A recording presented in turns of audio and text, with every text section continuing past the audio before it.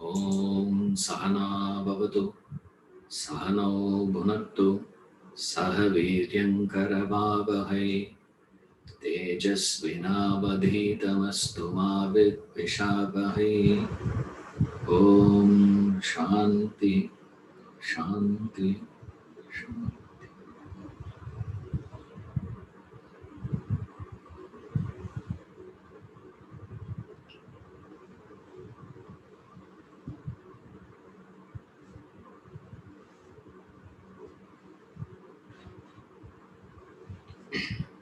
Hari Om.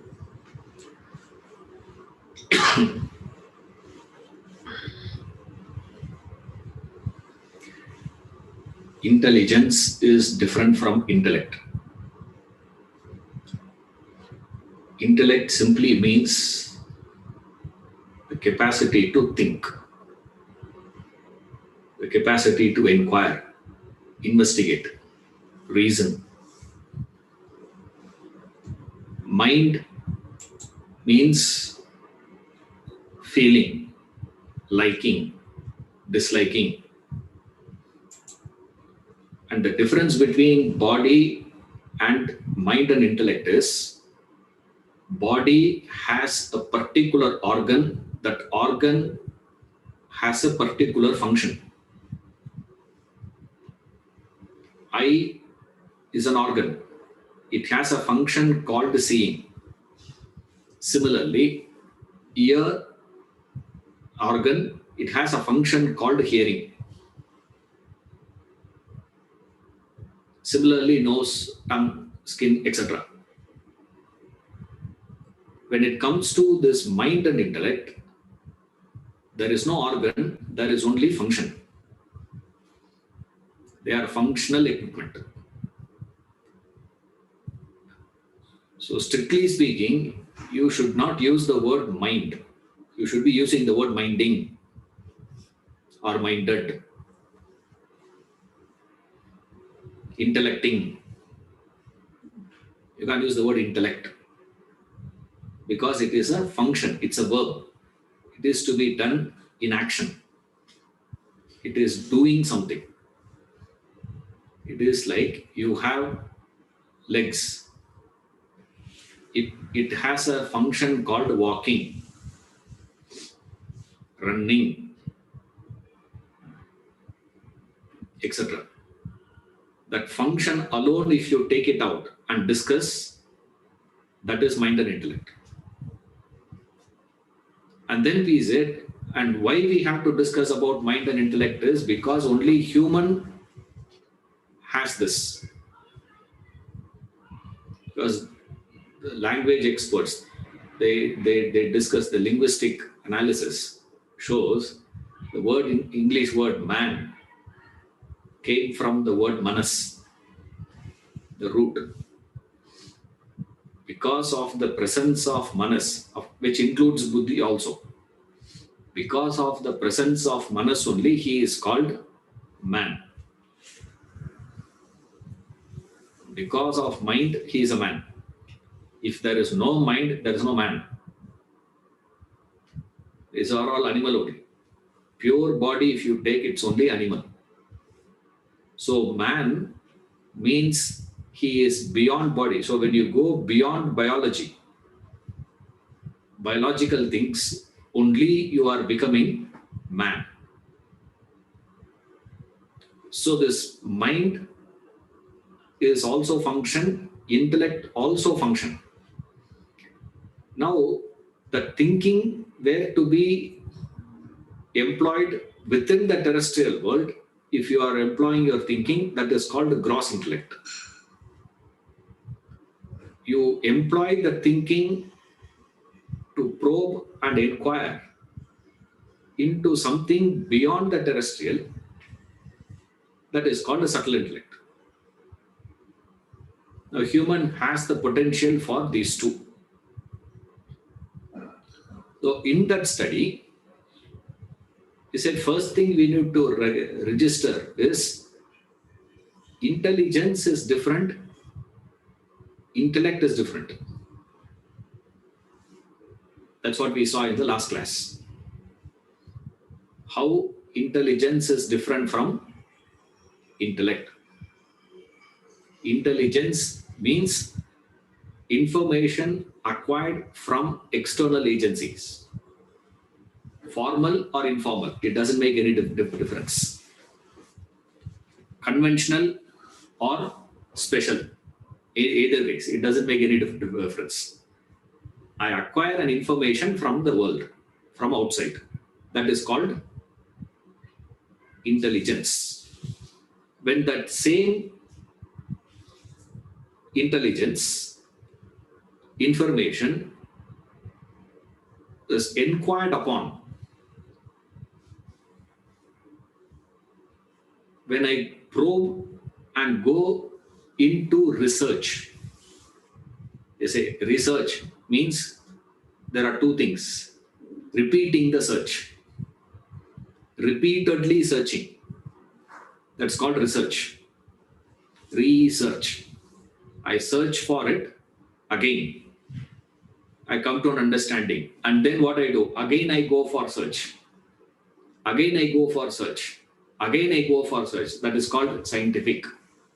The scientific inquiry. The scientific conclusions are different. Now we are not discussing about conclusions here. Remember, intellect is a process. It's a thinking process. That's about it. Not what you conclude. Conclusion can be anything. We don't bother about that. We don't account it here. Conclusion differs. Conclusion differs from the strength of the equipment. Right. That is why we were not having sufficient technological equipments to probe. At that point of time, one person said the smallest thing is a molecule. Then we improvised our equipments. When the equipments got better, microscopes got better, we were able to see that even molecules are not small. There is something smaller than molecule called atom. But then we didn't know how to break that. We were not having equipments with us to break it. So that person said, molecule is not the smallest, atom is the smallest, but you can't break it. Nobel Prize. If this is correct, then what we should have done first is we should have withdrew the Nobel Prize given to the previous guy who said molecule is the smallest. And then in another few years later, another scientist came, he comes and says atoms can be broken into 24 parts. Why? Because of the subtlety, the sharpness, the further refined equipments. More and more we refine the equipment, conclusions will vary. Similarly, more and more a refined intellect, conclusions will vary. But however, what we need to recognize is all of them were employing thinking. All of them were using their intellect. So we don't care with reference to the conclusions. But generally what happens to most of us is, okay, tell me finally what do you want me to do? Is it right or wrong? Is it correct? Is it ethical or not?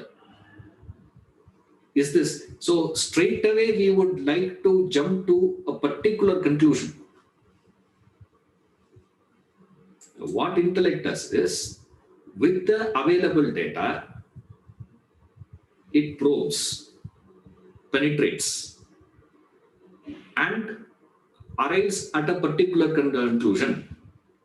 And then it says, this is not a final conclusion, and it will keep a window open always. This is what a layman would call as have an open mind. When you say open mind, doesn't mean, you got to be, having nothing. You are like a feather in summer breeze. This also can be, that also can be, this also could be, that also could be. He is also correct, he is also correct, he is also correct, that's also correct. Or he is also wrong, he is also wrong, that is also wrong, this is also wrong. Either you say everything is wrong, or you say everything is right. Wherever it is affecting you, you will say wrong. Wherever it is not affecting you, you will say it doesn't make any difference. Correct. You see, now that's not it, please. That is called mind. The mind will get closed. Intellect will keep it open. And to live a philosophical life means to live in that vagueness, in that openness. That's called a philosopher. It is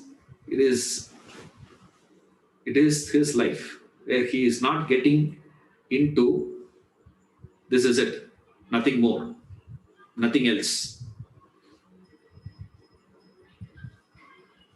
So the capacity to probe is called intellect. That intellect probes and gets information from the world. Once that information is extracted from the world, it becomes intelligence. Once that intelligence is formed, further probing it doesn't do, it stops. That is where the problem is. You get that information and you get satisfied with that information and conclude this is the final.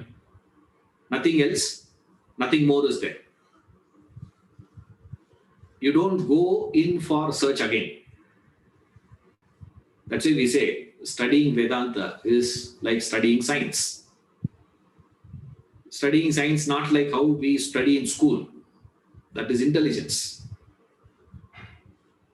How a scientist studies, exploring it. And he explores and he gets it. So this is one dimension of the intellect. And this intellect also has another dimension, another job to do. Your intellect's job is not only one. It's not only to gain knowledge. It has another job to do. Like, eye has only one job to do, to see. Ears have only one job to do, to hear the sound. Register the sound. That's all the job of the ear is. When you come to tongue, your tongue has the job of talking. Also, it has the job of tasting. It has both the things, no? Similarly, intellect also has a dual role to play. One dimension of the intellect is to probe and acquire knowledge. If you stop at that, that's called intelligence. You just get that information and be satisfied with that information. And use that information for you to live your life, meaning earn your living. With that information, you can only earn your livelihood, full stop, nothing else. So you gain information, use that information for your living, not life, for your living. Remember, there is a difference. Earning a livelihood is different from living your life. They are not the same. Intelligence stops there. Why it stops and all that we saw in the last class. So I don't want to repeat that. Okay. But it's just brushing up. It's just brushing up so that we move to the next idea. Now, that intellect has another role to play.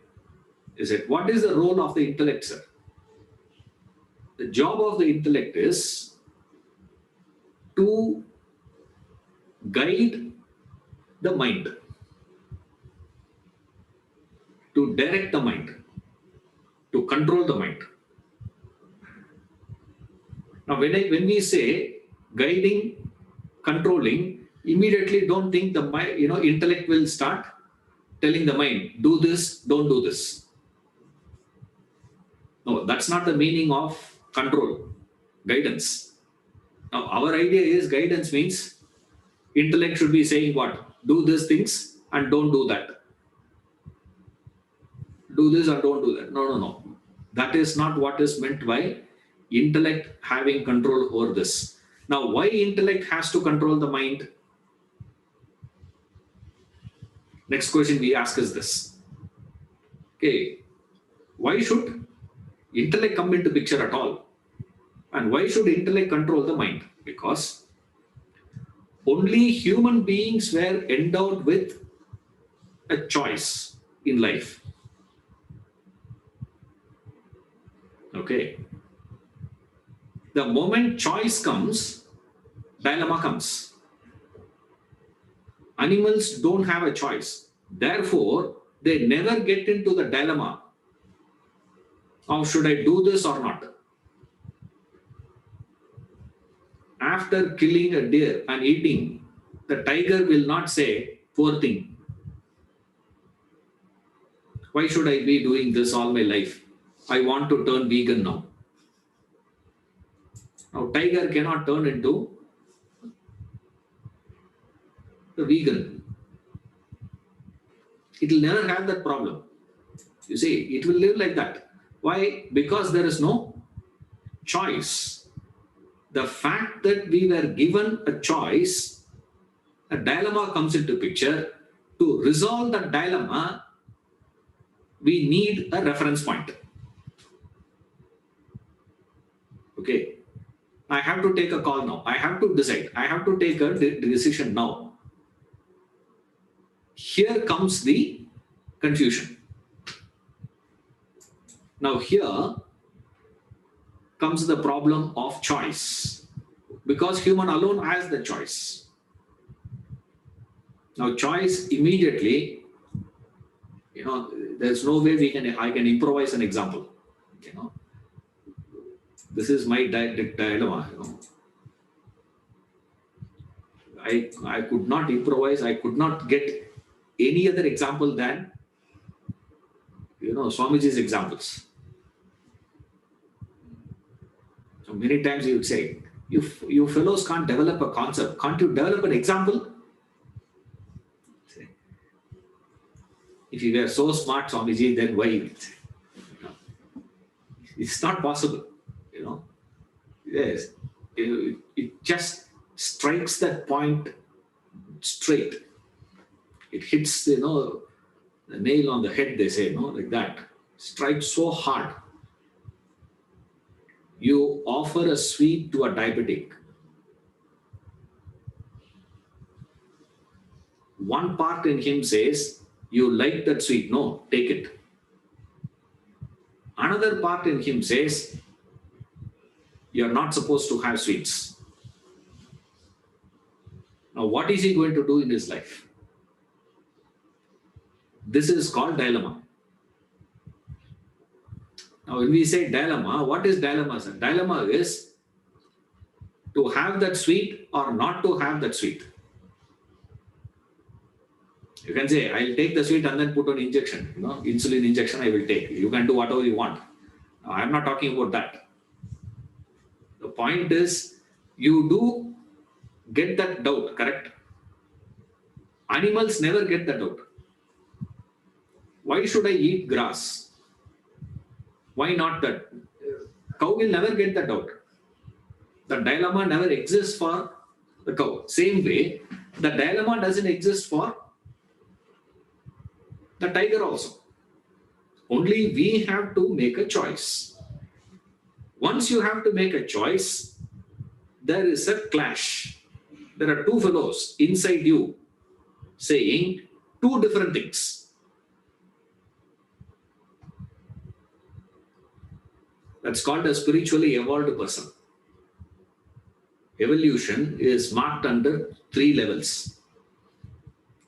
First layer, lowest category, is where the mind and intellect were in conflict. There is a fight. One fellow will win in that. It doesn't matter who is winning, but there is a fight. This is the low category. Mediocre category in spiritual is mind and intellect come in confluence. They go together.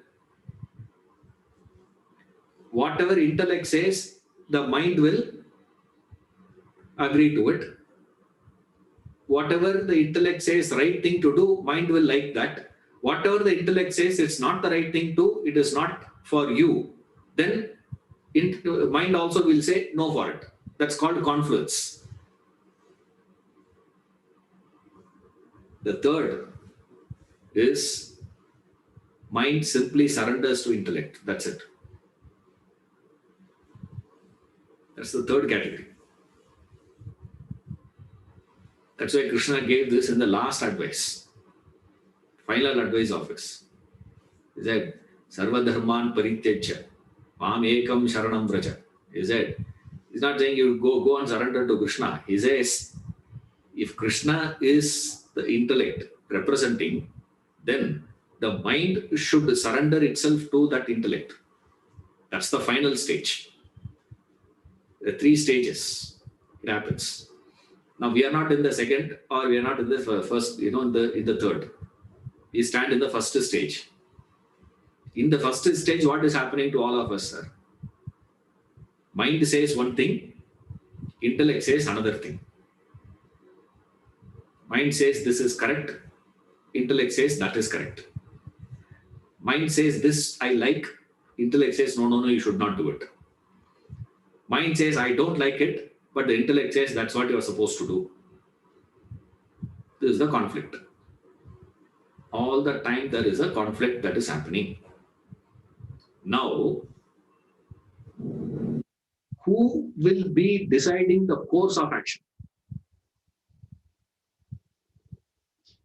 If mind decides the course of action, consequence is different. If intellect decides the course of action, consequence is different. You can't say 2 different equipments deciding a course of action, same consequence. Not possible. 2 diametrically opposed equipments. Because mind is indiscriminate in nature, intellect is discriminate in nature. So when you decide a course of action, when you design a course of action for yourself, if it is designed by the intellect, consequence has to be different. If it is designed by the mind, the consequence will be different. Now we ask the question, what is that you want? Now, this is where intellect comes into picture. Mind will not think of all these things. Mind doesn't pay any attention to all these things. Mind just goes. Want to know what is it? Say, see this poem, the pond.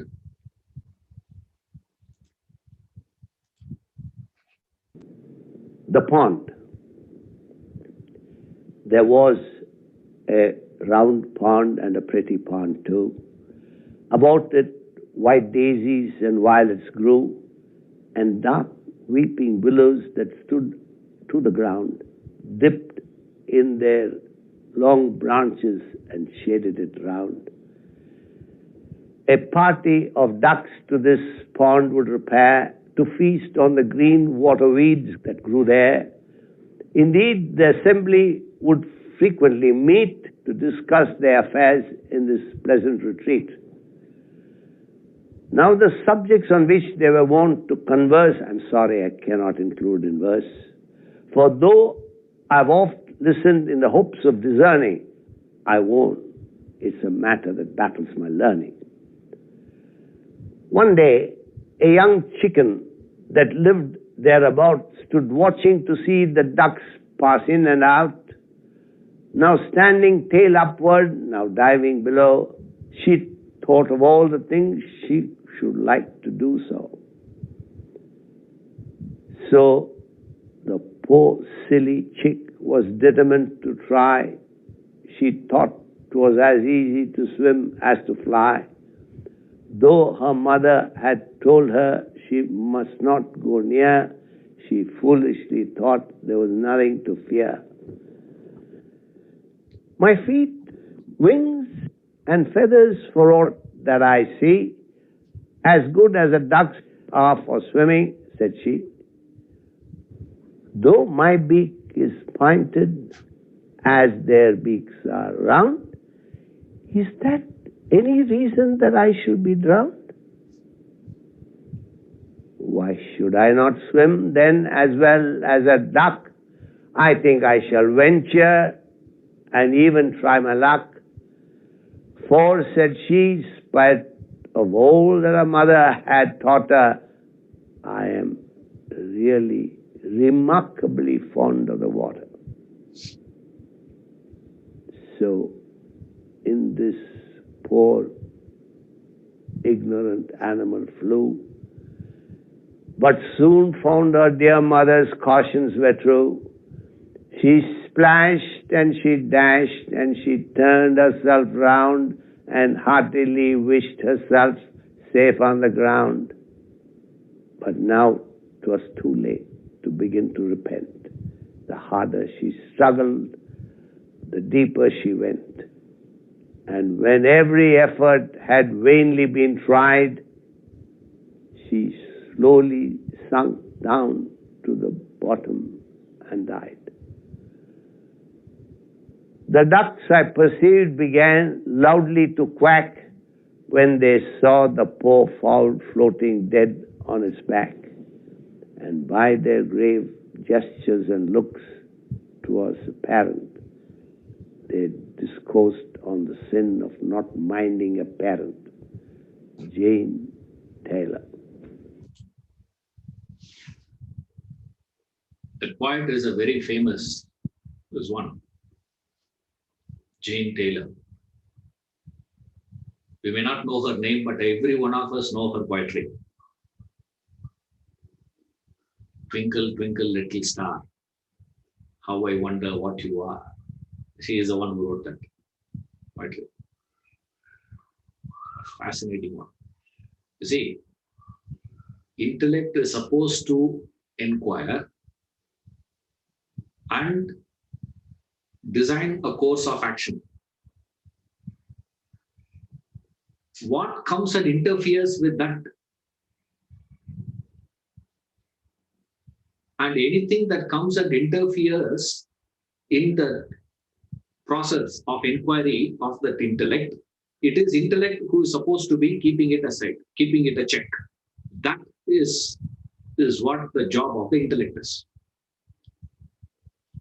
Most of us will buckle in this dimension of intellect.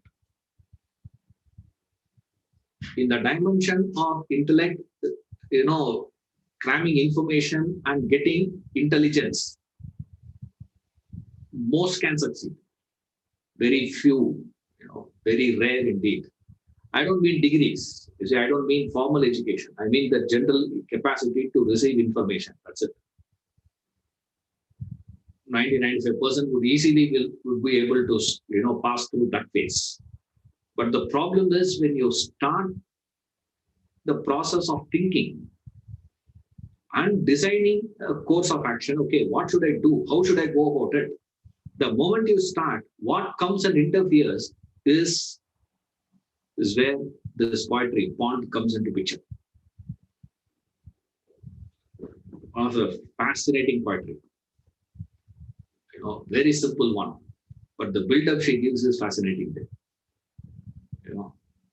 All that she has to say is only this much. The chick had this thing to play because it was a friend with the ducklings. So a mother had cautioned that don't go near the water. And the best thing is the chick starts thinking, it says. It starts reasoning. It starts inquiry. It starts probing. Saying, okay, what are we to do? Should I do this or that? Okay, if I have to do this, what is this, sir? It goes through that same procedure. What is the scientific procedure, sir? Procedure is to collect data, process the data, question the data, and then draw conclusions and execute actions. If you go through these steps, you are supposed to be thinking. And the best part is the chick does all that. It collects information, it questions, it comes to conclusions, it gives answers to those questions, and then decides it should go. End result is what? Dead. Why? The entire thinking gets camouflaged or hijacked by the desire for swimming. I am really remarkably fond of water. That is the foundation. Taking that foundation for granted, it starts thinking. You see, in the poetry, what is wrong, sir? Everything that correct. But only thing is what? The first step was taken for granted. First step was what? I like water. Now start thinking how to go in, how to find reasons, how am I to find excuses for me to get it. And it asks a $1 million question. My beak is pointed, their beaks are round. Is that the reason that I should be drowned? Answer is what? No. Go. So it asked question, it got the answer, and then it went in. Conclusion is what, sir? Destroyed. And in and through that, she gives a clue. Now, who has given that instructions to that chick is the mother. The mother had cautioned, don't go into water. It is not willing to listen to the instructions of the mother. What is mother, sir? Mother Shruti. You see, that's why we call it as Amba. Says, oh mother. Say, it is a Shruti, means the scriptures, means the teachings of the masters. All this is not taught by others, please. These are all taught by the spiritual masters. They have taught us this. They have told, this is what is happening. This is intelligence. This is mind. This is intellect. This is what you're supposed to do. This is what is. Now comes the thing. The instructions, if those instructions were received well and absorbed, only then this checkpoint is possible. That is where the other dimension of intellect comes into picture. So first one, intelligence, memory. That is also part of intellect only. Who is going to be, converting that into memories? That is intellect only does that. But if you stop there, it is not intellect, it is called intelligence. If you go to the level of next, continue that inquiry and wanting to control the interference of the likes and dislikes of the mind, that is where it becomes gross intellect. But the gross intellect can be influenced. It is still subjected to influence. It can be influenced by either a powerful desire of the mind or by a powerful subtle intellect. So remember, gross intellect is the one who has to design the course of action. Right? Now, if he has to decide the course of action, he will decide based on what? he need a benchmark, right? He need a reference point, right? That reference point could be the desires of the mind, the likes and dislikes of the mind, whims and fancies of the mind, the emotions of the mind could be the reference point, and then it will decide, and then it will think. In which case, it is held a hostage by the mind. It is not operating freely. Instead of that, a gross intellect can derive or keep the subtle intellect's knowledge, probing, strength into the benchmark. It will take the subtle intellect's guidance, reference point, the knowledge of the subtle intellect. That subtle intellect is where the scriptures comes into picture. The capacity with which you can apply yourself and understand real and unreal, terrestrial and transcendental, that difference, that capacity to gain that knowledge, that understanding is one aspect of the subtle intellect. If that knowledge is strong enough, then the gross intellect will keep the instructions, the knowledge of the subtle intellect, which is represented as scriptures, which is what the poet refers as the instructions of the mother.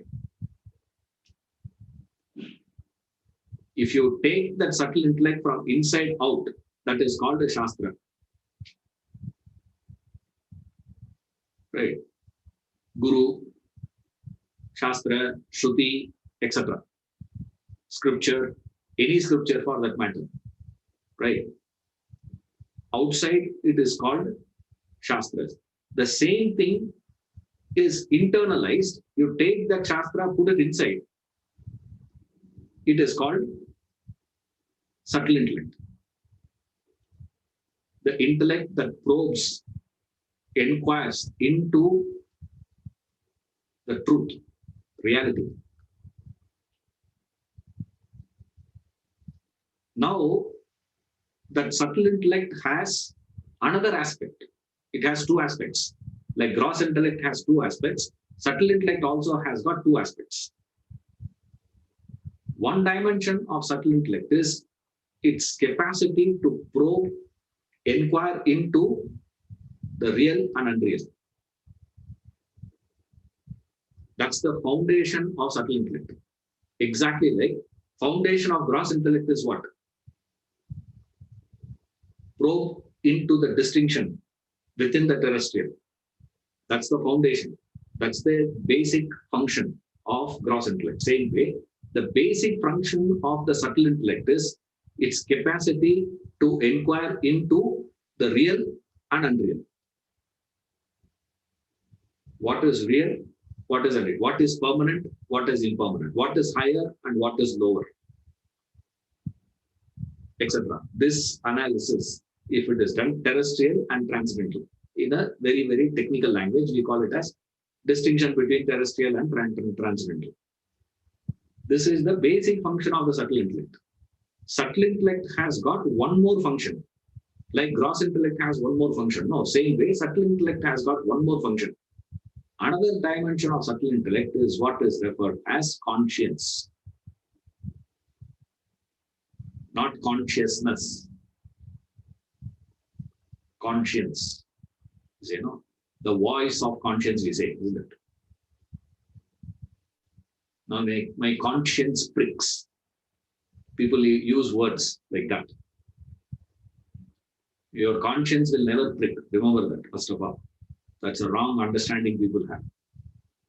It's not your conscience that is pricking. Something else is pricking. You are calling that as conscience.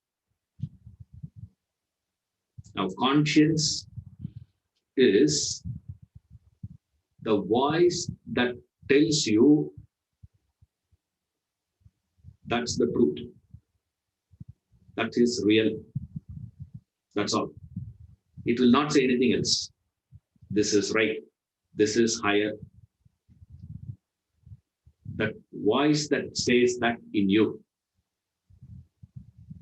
But remember, you will be able to hear the subtle, feeble voice of that conscience only after you have silenced the noise of your mind. So long as your mind is also making a noise, you will not be able to hear the voice of conscience, even though the voice of conscience may be saying the truth. You can't hear it. Like you are able to hear my talk now because there is no other sound around you. If there is noise constantly around you, drilling is going on next to you, let's say, you can't hear what I'm speaking. Even if you increase the volume, you can't hear that. Why is it? Because it is this. And because the virtue, by the very nature of the subtle intellect, conscience will not come out in the louder voice. It will never make a loud noise. It will just say, that's the truth. Exactly like the mariner's compass shows that's not. This is not. It will show, that's it. It will not say anything else. It will not say, this is not south, this is not east, this is not west, not nothing it will not say. It will say only one thing. In anywhere you keep, it will show, it will point towards north. Similarly, your conscience will never come until you are doing wrong. It will not say that. Conscience will say only this. Now, most of us think conscience is coming and telling me that I'm wrong. See, conscience will not say this wrong. Conscience will say this is right. Conscience will not say this is wrong. This is not correct. It will not say that. It will show that. From there, we have to detect. We have to understand what then comes the role of the intellect. Now the gross intellect will take over from there. What? Okay, if this is north, then this must be south. If this is south, this must be east. If this is east, this must be west. If this is west and this is south, then this is southwest. This is southeast. This. Everything it will understand. But you just got that information from the compass what? This is not. You can steer your boat in any direction, but the compass will keep on pointing itself to north. It will not change. Similarly, conscience is like the Shruti. See, just plays in the background. That's all. It will never come to the forefront. It will be playing in the background. Same thing, main thing. It will keep on. Then you play various ragas, various talas, various songs, various speeds, all that you can do. Variations you can do with that. You can sing a raga, you can sing a swaram, you can sing, a tanam, you can do this, you can do that. You can do whatever you want. But the Shruti is what's one, and it just maintains the same thing. And Shruti will never come and tell you, you are singing wrong. No. You go out of tune. Shruti will not go out of tune. You see, it's the singer who will go out of tune. Similarly, the conscience dimension comes into picture as the layman will call it as values. Common man would use the word values. What is the source for your values? How much you are having a conviction on that value?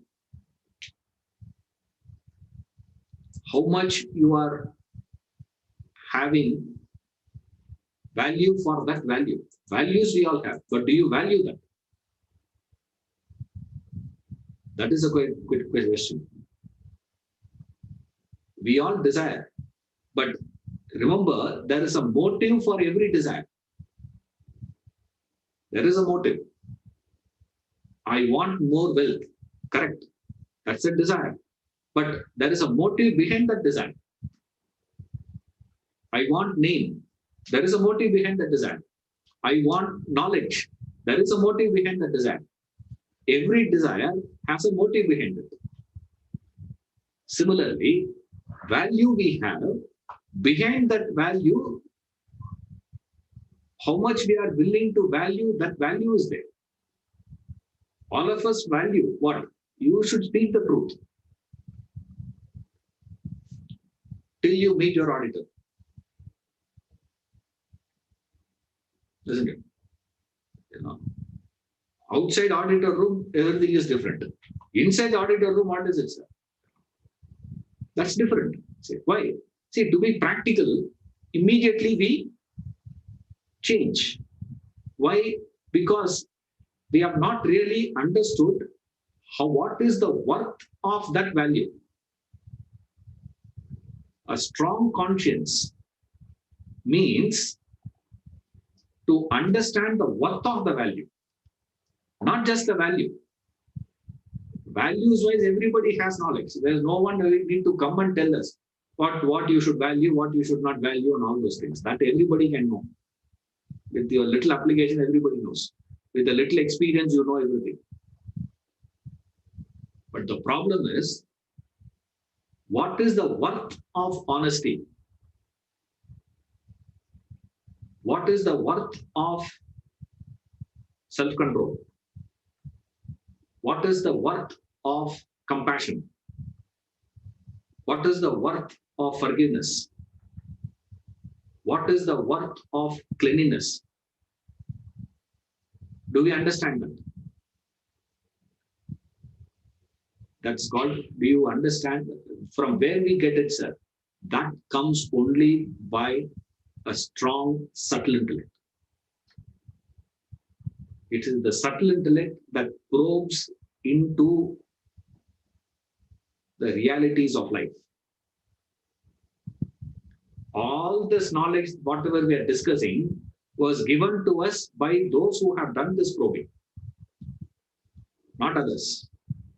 Those who have studied, those who have understood life, they have told us that instructions is what is referred as Shastras.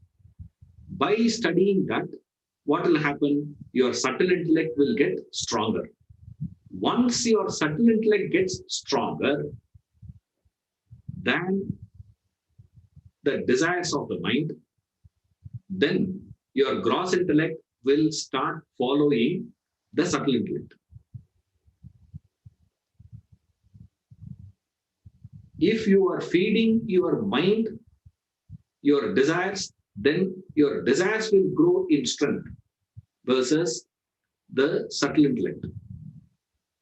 Now the gross intellect has no choice but to follow the dictates of the mind. Anyhow, you make choices in life. Every choice that you are executing in life, you are thinking. That is why when Swamiji says, nobody's thinking, people get annoyed. They say, oh, you mean to say only you are thinking, none of us are thinking. You come and see my office, how much I have to think? No, what he means is, your gross intellect is employed. It is employed where? It is employed under the guidance because of the drive and the motivation given by the desires of the mind. And then gross intellect takes over. Now the direction and the framework was provided by the mind. Within that framework given, the gross intellect starts living. That is called prison. You are imprisoned. The size of the prison may vary. That's not the point. But still, you are in the prison. You are given cheese, you are given this, you are given that, you are given, McDonald's, burger also can come. You can have this and everything will be there. But only problem is what? You cannot go outside your room. And no one can come and meet you also. That's imprisonment. That's what we call as house arrest. You can't make phone calls to anyone. No one can call you also. No one can see you. You can't see anyone. Imprisoned. Why? Because it's a frame given. Now, desire provides that framework, and then intellect takes over, starts thinking. This is how we live. Materialistic lifestyle.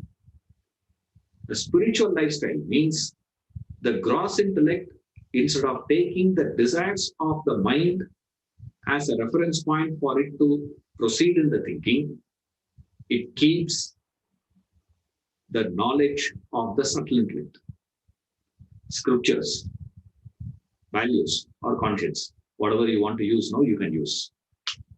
Any word you want.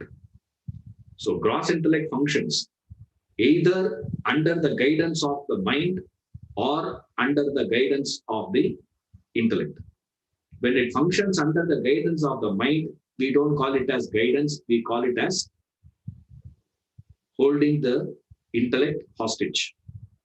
That is the condition of the chick in the pond poem. That's why the poem is very important. It thinks, but the thinking is happening in the backdrop of desire. Whereas the other side is, instead of keeping the desires as the backdrop for you to kickstart your thinking process, you keep the knowledge of the reality, knowledge of the truth. You keep the truth as the reference point for you to kickstart. Keep that as a backdrop for your thinking process. That is called subtle intellect. Then you are employing your intellect. Otherwise, you are appearing to be employing intellect, but what is getting fed is only your mind. But it had appearance exactly like that chick. It had that appearance of it. Now there is a quick question that has come. Sir, is there a thing called anything like intuition? Now intuition, yes. There is definitely a thing called intuition. But remember, intuition is different. Gut feeling is different. Everyone will not get intuition. Right? But everyone has an access to a gut feeling. Now, most of us misunderstand gut feeling to be intuition. You see, that's impulse. But intuition is not impulse. Intuition is when my entire personality is saturated, meaning my entire mind and intellect is saturated with a particular idea. Something comes out of it. That post-saturation point, what comes? Appearance of a thought. That thought is called intuitive. That is referred as intuition. You will get intuition only in the area where you are constantly thinking. Saturation, I suppose all of you understand. Saturation means in a glass of water, you add a spoon of salt. It will dissolve. You add little more, it will dissolve. You add more, somewhere down the line, the salt will not get dissolved in that water, it will go and settle down. Most of the time when you try in your house, it may not settle down in the very first spoon itself. That is because of it is not salt. Okay.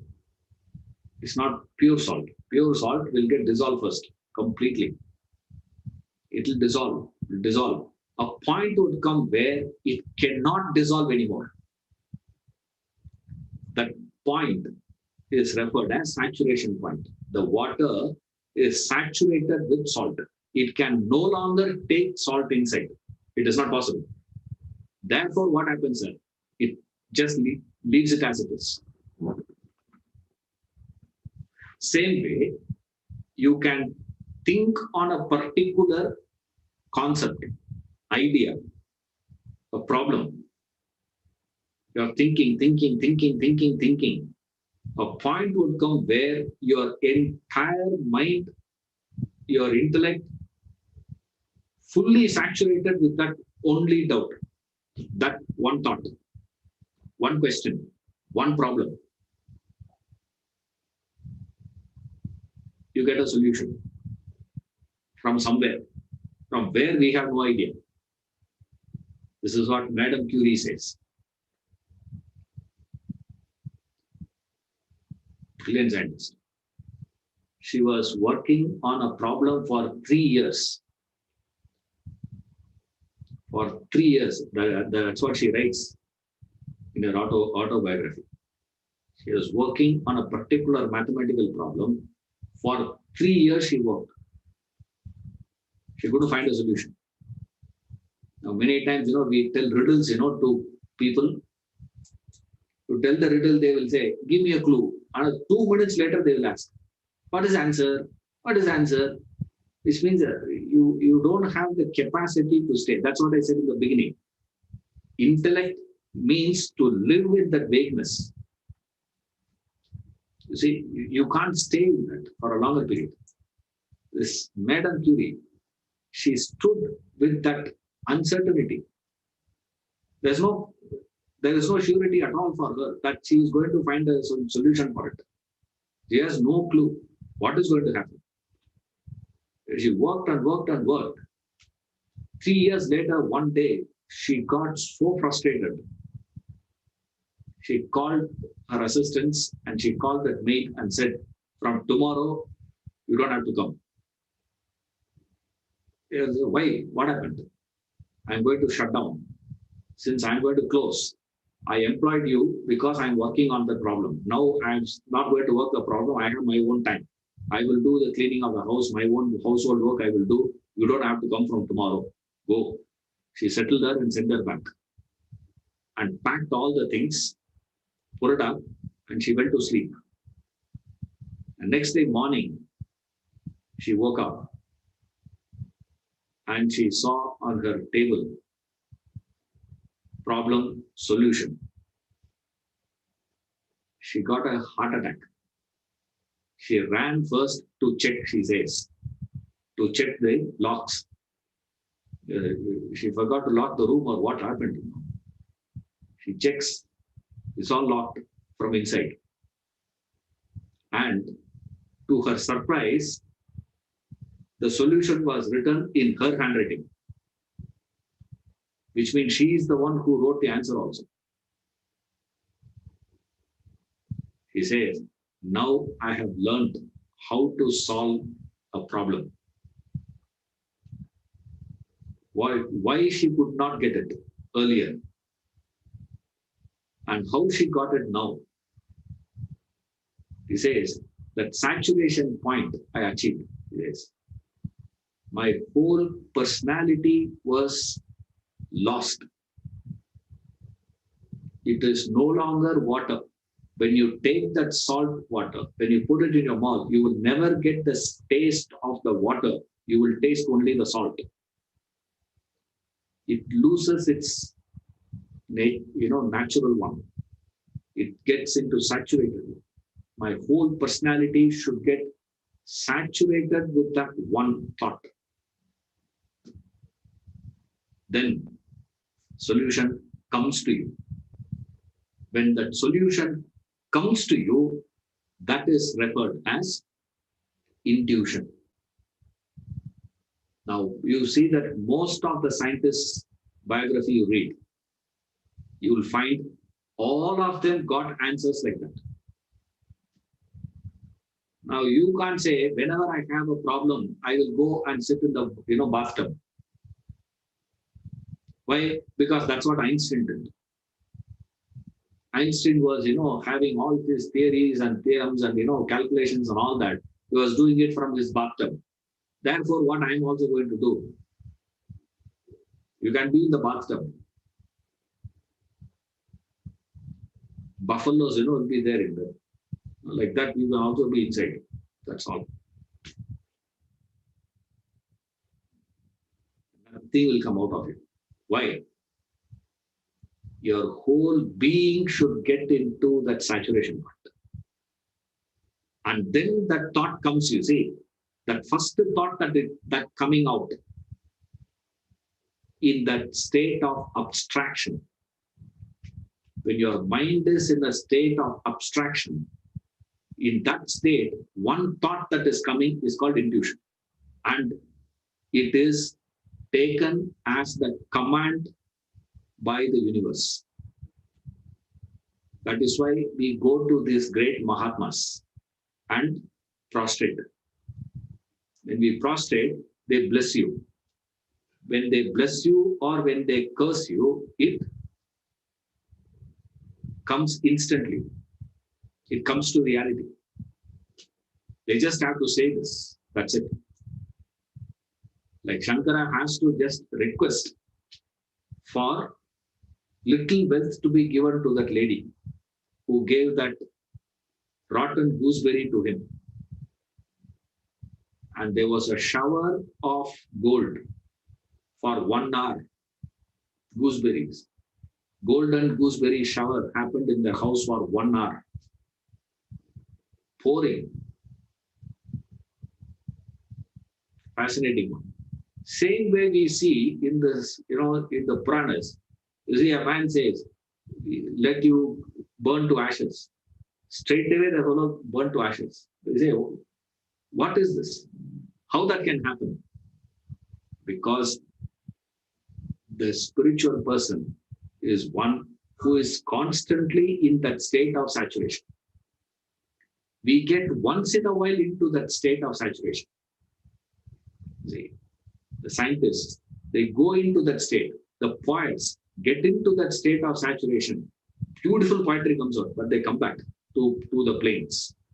They can't stay there for a longer period of time. You need a tremendous capacity to stay in that height. To go there and come back is not a big difficulty. When you go there, it's your effort. When you come back, the first thought that comes to you, you say, that is referred as intuition, which you will not get unless you have reached that state of abstraction, that state of saturation. Your whole personality should get saturated. Then it will happen. Otherwise, it will not happen. Otherwise, if it comes to you, means that is called gut feeling. And most of the time, your intuition will say, don't do it. Have you heard a lot of people saying that? Kari naku, they will say in Tamil Nadu. Some of them have, a tongue, darkened tongue. Means, nothing good they say will happen. You'll say, see this boy, in another 5 years, you'll see where he's going to go. He'll be in top. Don't worry about it. That will not happen. If that fellow were to say, it will not work, another 2 years, he will die. The relationship, will go into toss. That will work. And this fellow calls that as intuition. That's not intuition. Remember. Now, intuition will not be accessed, will not be available to you unless your mind is suspended completely, which is what is referred as the state of inspiration. Your mind should be in the inspired mood. In an inspired mood, in the field where you have slogged, strived for, and reached to the point of saturation, what comes out is called intuition,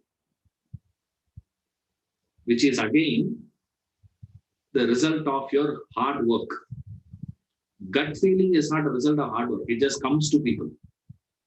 You know, like you see a stock market, it's going. Gut feeling will come. Will say one thing. Your gut feeling will say, "Oh, by this year, finished. India is gone." 4 months back when Volo was telling. Now we'll say what? Yeah, India is the destination for the whole world. All the fellows are going to come to India only now.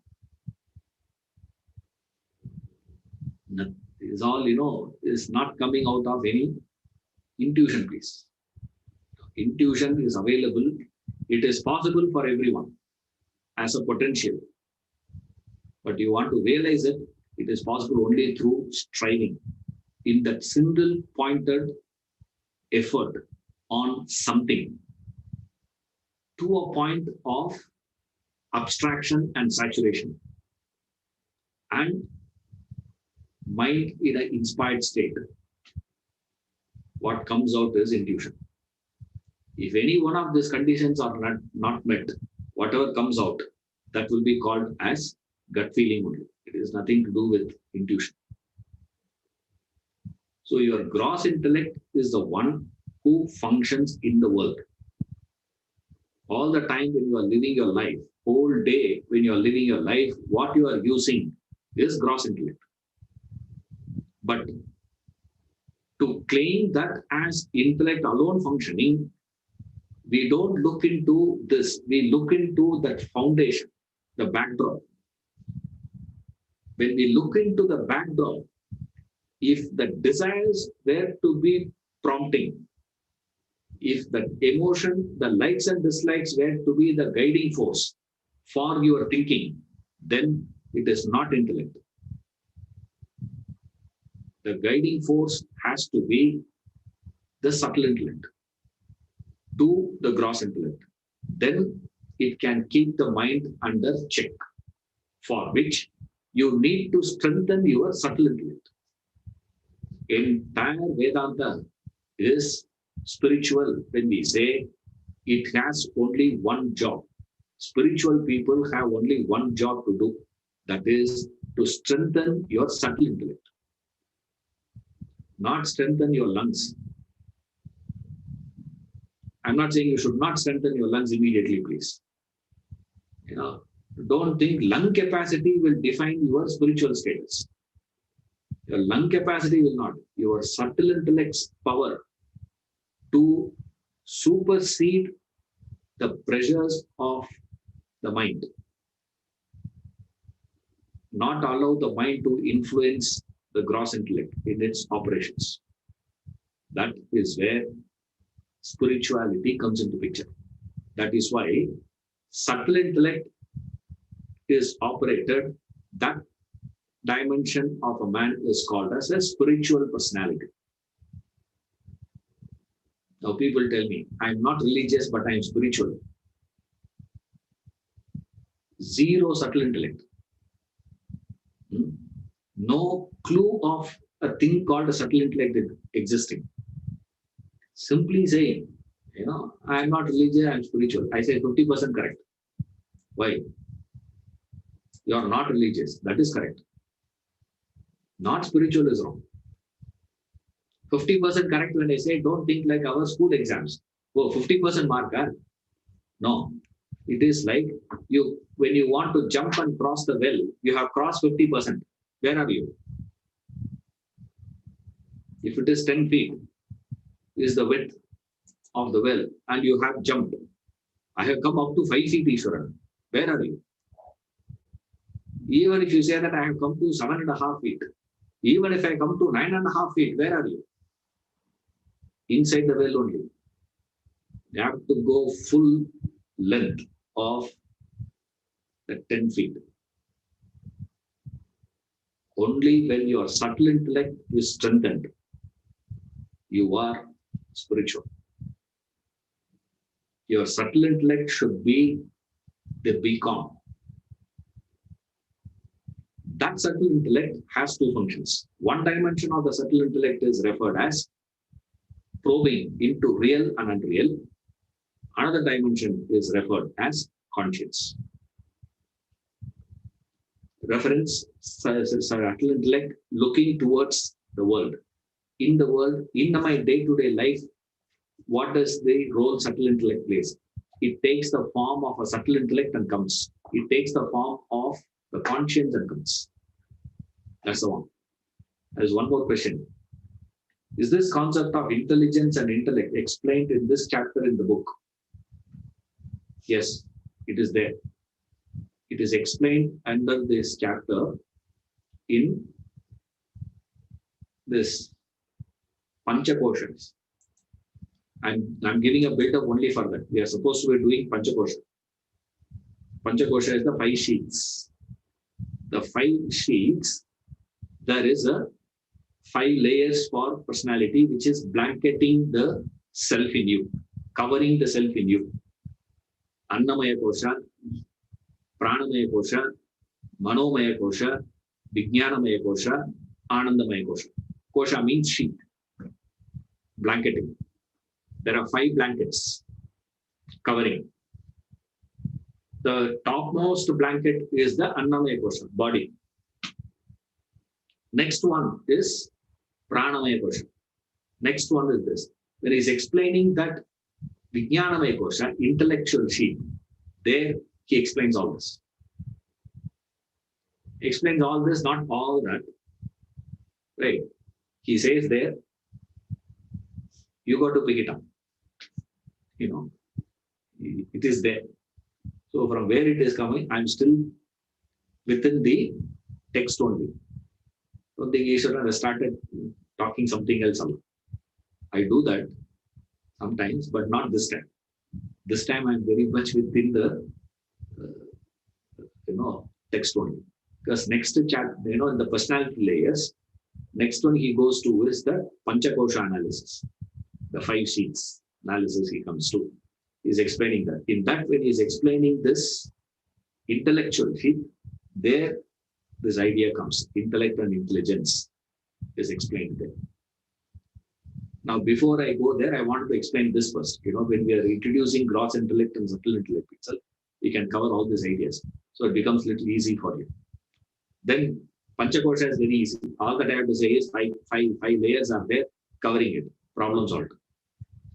What is this? What is this? What is this? So there is no big issue in that. If you see there, you can this is what that thing is. The Panchakoshas.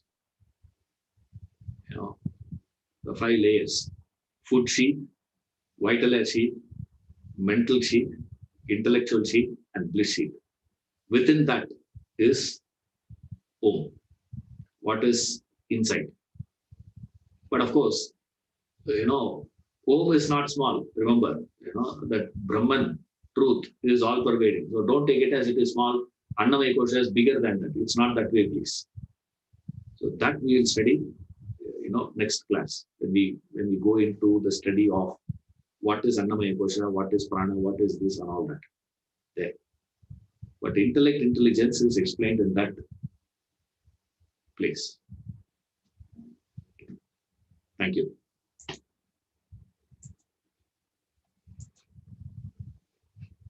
Now, happy Diwali to all.